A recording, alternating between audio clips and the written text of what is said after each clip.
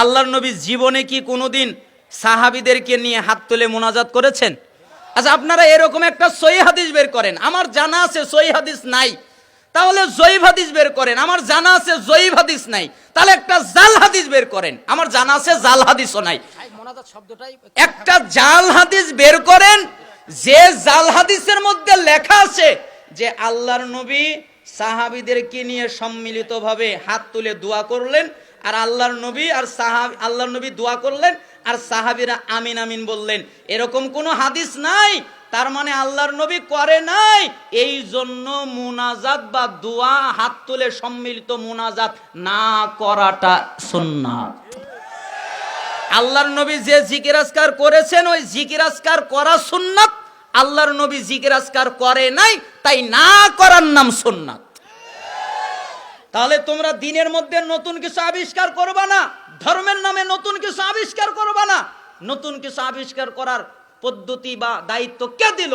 আপনার যদি এতই দরকার হয়, মানুষ গাড়ি বানিয়েছে, অকটেন দিয়ে চলে, পেট্রোল দিয়ে চলে, গ্যাস দিয়ে চলে, আপনি একটা নতুন আবিষ্কার গাড়ি তৈরি করেন, যে লেটেস্ট মডেলের গাড়ি, এই মডেলের গাড়িতে অকটেনও লাগে না, পেট্রোলও লাগে না, কিছুই লাগে না, গ্যাসও লাগে না, খালি যমুনা থেকে পানি উঠাবে, ভরবে আর চলবে। আপনি গাড়ি বানান, তা আপনি ইবাদত বানাতে গেলেন কেন? ইবাদত তো দিয়েই দিয়েছেন। তাই আল্লাহর নবী বলেছেন, তোমরা দিনের মধ্যে নতুন কিছু তৈরি করবা না, সবকিছু গোমরা। আবু দাউদ 4607, তিরমিজি 2676, ইবনে মাজার 43, ইবনে হিব্বানের 5, সহিহ তারগিব ওয়াত তারহিবের 37 নম্বর হাদিস। হাদিসের মান সহিহ। আল্লাহ তাআলা আমাদেরকে আমল করার তৌফিক দান করুন। তার মানে তোমরা বলো আমরা রাসূলকে ভালোবাসি, কিন্তু তোমরা তার সুন্নাতকে ত্যাগ করো।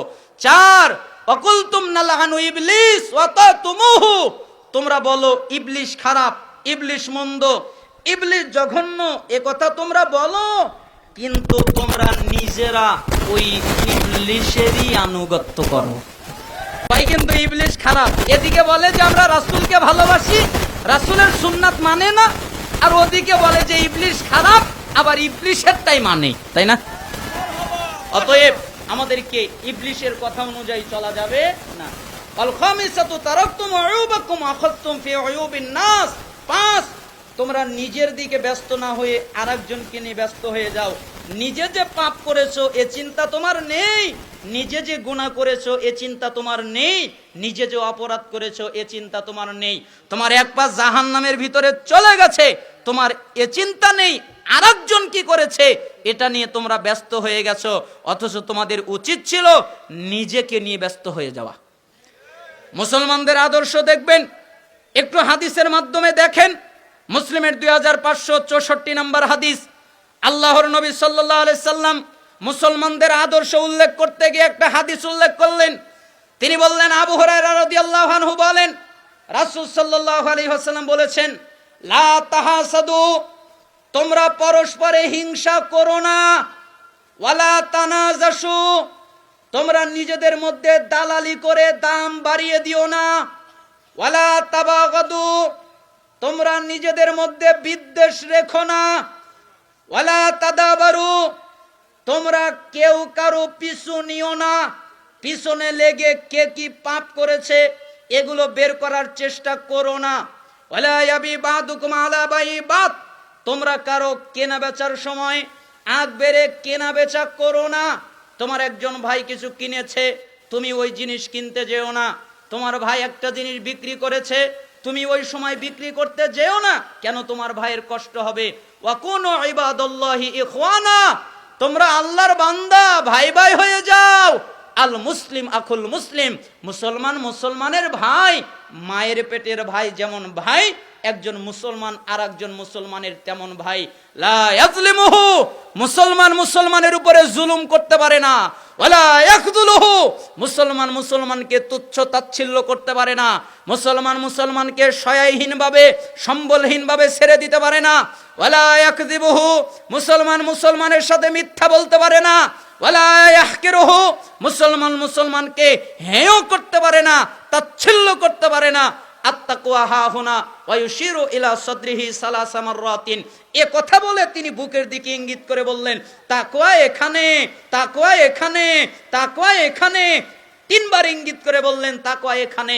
এরপরে বললেন বিহাসবি ইমরিইম মিনা শাররি আইয়াহকিরা আখাহুল মুসলিম, প্রত্যেক মুসলমানের জন্য আরেকজন মুসলমানের, প্রত্যেক মুসলমানের জন্য খারাপ হওয়ার জন্য এতটুকু যথেষ্ট, সে আরেকজন মুসলমানকে খারাপ ভাবে, আরেকজন মুসলমানকে খারাপ বলে। তার মানে আমি যদি আরেকজন মুসলমানকে খারাপ বলি তাহলে আমি খারাপ। কুল্লুল মুসলিম আলাল মুসলিমে হারাম দামুহু ওয়া মালুহু ওয়া ইরদুহু, প্রত্যেক মুসলমানের উপরে অপর মুসলমানের জন্য হারাম। মুসলমান মুসলমানের রক্ত বের করতে পারে না, মুসলমান মুসলমানের সম্পত্তি মেরে দিতে পারে না, মুসলমান মুসলমানের সম্মান নষ্ট করতে পারে না। এটা হতে পারে না। এটা হলো মুসলমানদের আদর্শ, এটা হলো সালাফদের আদর্শ, এটা হলো আহলে হাদিসদের আদর্শ। তার মানে আমি আপনাকে বোঝাতে চাচ্ছিলাম যে নিজেকে নিয়ে চিন্তা করেন, আরেকজনকে নিয়ে চিন্তা করার দরকার নেই। 5টা কথা বললেন। 1, তুমি আল্লাহর পরিচয় পেয়েছো, তার হক আদায় করো না। আল্লাহর হক কি? একমাত্র আল্লাহর ইবাদত করা, তার সাথে কাউকে শরীক না করা। 2, তুমি কোরআনুল কারীম পাঠ করো ঠিকই, কিন্তু ওই অনুযায়ী চলো না, অথচ তোমার জন্য উচিত হলো কোরআন অনুযায়ী চলা।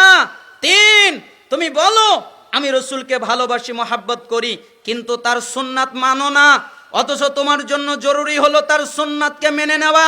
4, তুমি বলো, এটা তুমি বলে যাও যে ইবলিশ খারাপ, ইবলিশ জঘন্য, কিন্তু মানার ক্ষেত্রে ইবলিশকেই মানো, অথচ তোমার উচিত হলো ইবলিশকে না মানা।